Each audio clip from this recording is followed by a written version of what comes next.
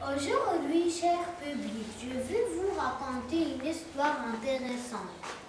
Cher auditoire, le titre de cette histoire est Gaspard Coucou. Alors écoutez, tout le monde a des petits problèmes.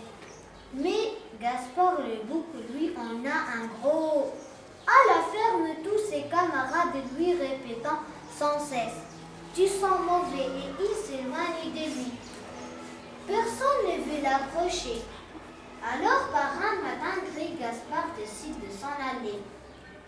Il a envie de trouver quelqu'un qui ne dira pas « Tu sens mauvais ». Sur son chemin, il rencontre un sanglier qui barbote dans la vue. Bien élevé, Gaspard lui dit « Bonjour monsieur, mal élevé ». Le sanglier lui répond méchamment « Qui vient me déranger pendant ma toilette? Ah, c'est toi, sale bouc.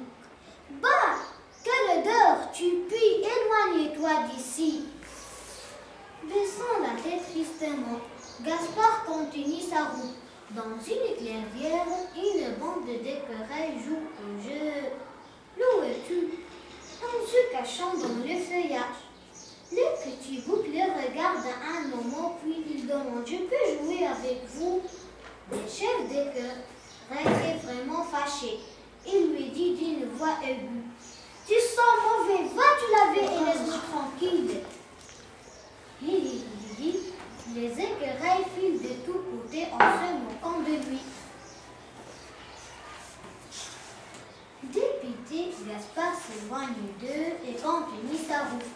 Il arrive à un étang, il met un pied dans l'eau. « Oh là, quelle est froide !» se dit-il. Mais courageusement, il s'avance. Tout à coup, un grand crapaud surgit et coasse d'un air mauvais. « Mais que fais-tu de poli mon étang? Va-t'en, sors d'ici, vilain cornu, va-t'en, je suis parfumé. » « Excusez-moi, monsieur le crapaud, dit Gaspard, je ne voulais pas vous déranger. » Et le pauvre bouc tout honteux s'en va se parfumer. Bien sûr, mais comment? Soudain, il a une idée. En ville, je trouverai du parfum. Courageusement, il se met en route.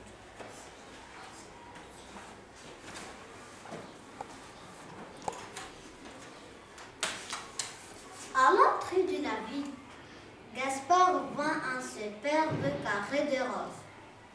Une odeur délicieuse embaume le jardin. Oh, voilà mon parfum.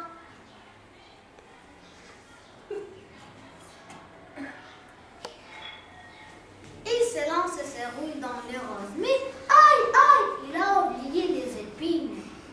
Il essaie de s'en sortir doucement. Quand soudain un jardinier en fureur se précipite sur lui, un râteau à la main. Gaspard se met à courir à toute allure. Ouf, il est sauvé. Le jardinier ne l'a pas rattrapé. Oh là, vers qui vous tournez? C'est la mort de Gaspard. Une idée lui vient à la tête. Il n'y a pas plus qu'une solution. Je dois aller chez le vétérinaire. Aussitôt dit, aussitôt fait. Il se rend chez le vétérinaire et très discrètement, il pénètre dans la salle d'attente, déjà fondée de mort. À peine installé, il entend des ronflements, des raclements de gorge, et puis lui dit, d'une grosse voix, « Oh là là, que l'odeur ça empeste ici !» Cette fois, Gaspard ne sait vraiment plus quoi faire. Plus honteux que jamais, il quitte la salle et sort et décide d'aller bien loin. Moins il rencontrera des gens, moins il souffrira. Il se dirige alors vers les montagnes. Là, il sera tranquille. Ouh, il entend un terrible hurlement, juste derrière un rocher, où sa jolie chèvre se serre toute tremblante. Il voit alors un loup énorme qui s'arrête devant elle et leur dit Bonjour les biquettes, ouh, comme vous avez l'air appétissant.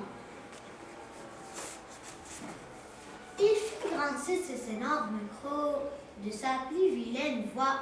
Il pousse à nous. Là que j'ai faim, Lulu prend son îlot pour sauter sur elle. Quand Gaspard sort de ses cachettes et se jette de tous ses cornes, sur lui. Et un épouvantable bagarre s'engage entre le loup et le bouc et les loups. Brusquement, le loup s'arrête et dit « Je ne peux plus, j'abandonne. » Pourquoi demande Gaspard surpris. Parce que tu peux, répond le loup en se servant la queue entre les pattes. Cher public, notre histoire est terminée. Il nous reste de dégager la morale. Parfois, l'utile est plus beau que le beau. Aussi, il ne faut jamais se moquer des autres. Merci beaucoup. Merci de votre gentillesse et de votre attention et au revoir.